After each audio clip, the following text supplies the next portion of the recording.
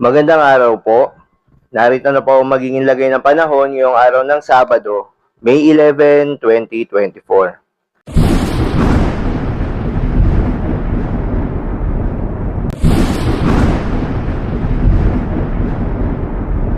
Sa kasalukuyan at ayon sa pag-asa, itong shear line o yung salubungan ng malamig na hangin na northeast wind flow at mainit na hangin na easterlies ay patuloy namang nakakaapekto sa northern at central Luzon. Kaya asahan ng maulap na kalangitan na may kalat-kalat na mga pagulan at pagkidlat-pagkulog. Ayon rin sa pag-asa ay posibleng mamayang gabi o hanggang bukas ng linggo na lamang ito makakaapekto sa ating bansa.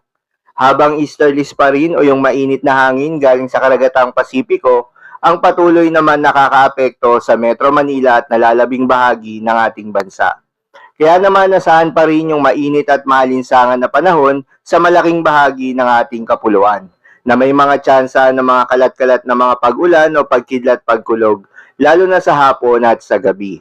Magandang balita naman dahil sa ngayon ayon sa pag-asa ay walang binabantayan na low pressure area o bagyo sa loob at labas ng ating Philippine Area of Responsibility na maaaring makaapekto sa ating bansa hanggang sa mga susunod na araw. At ngayong araw nga ng Sabado, dahil sa epekto nitong shear line, asahan sa Isabela at Aurora ang maulap na kalangitan na may kalat-kalat na pagulan at pagkidlat-pagkulog.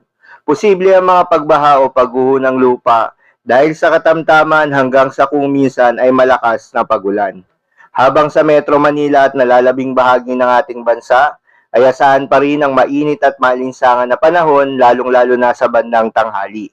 Pagsapit naman ng hapon at gabi, posible ang bahagyang maulap hanggang sa maulap na papawirin na may kalat-kalat na pagulan o pagkidlat-pagkulog.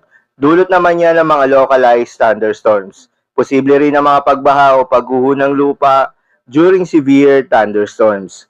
Kaya naman pinag-iingat yung mga kababayan natin sa mga banta ng pagbaha o pagguho ng lupa, lalong-lalo na sa mga lugar na inuulan na noong manakarang araw pa. Para naman sa lagay ng mga dagat baybayin, ayon sa pag-asa ay wala namang nakataas na gale warning sa anumang seaboards ng ating bansa.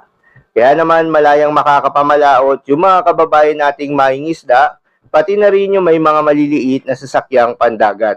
Iba yung pag-iingat pa rin sa mga kababayan nating maglalayag dahil kung meron tayong offshore thunderstorms activity, asahan natin yung posibleng paglakas ng hangin at kaakibat nito yung posibleng pagtaas ng mga alon.